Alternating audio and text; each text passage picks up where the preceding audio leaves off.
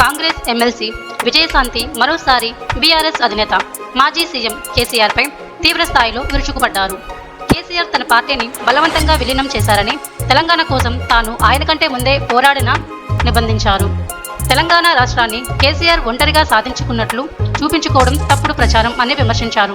తాను కేసీఆర్కు మించి ఉద్యమకారునిగా పనిచేశానని స్పష్టం చేశారు. విజయశాంతి తన పార్టీని కేసీఆర్ బలవంతంగా బీఆర్ఎస్లో విలీనం చేశారని ఆరోపించారు. తెలంగాణ కోసం పోరాడిన ఫలితం ఇది కావాలి అని నిలదీశారు. తెలంగాణ ప్రజల బదులుగా కార్పొరేట్లకు లాభాలు చేకూర్చారని, బీఆర్ఎస్ ప్రభుత్వం బడుగు బలహీన వర్గాలను నిర్లక్ష్యం చేసిందని తీవ్ర వ్యాఖ్యలు చేశారు.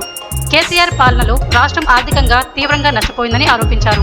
తెలంగాణ ప్రభుత్వ అప్పులపై ప్రశ్నలు వేశారు. ప్రజల ఆశయాలను మోసం చేసి లక్షల కోట్లు సంపాదించావు అంటూ కేసీఆర్ను టార్గెట్ చేశారు. ఏం చేశావో చెప్పు, చేసిన తప్పులు ఒప్పుకో అంటూ ఆయనను తీవ్రంగా తప్పుపట్టారు. బీజేపీ ఒక ఓటు రెండు రాష్ట్రాలు అంటూ హామీ ఇచ్చి చివరకు తెలంగాణను మోసం చేసిందని విమర్శించారు. అందుకే తాను బీజేపీని విడనాడనని స్పష్టం చేశారు.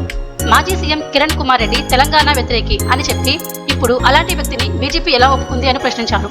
తెలంగాణ ప్రజల శత్రువులను బీజేపీ రాష్ట్రంలోకి రప్పిస్తుందని విమర్శించారు.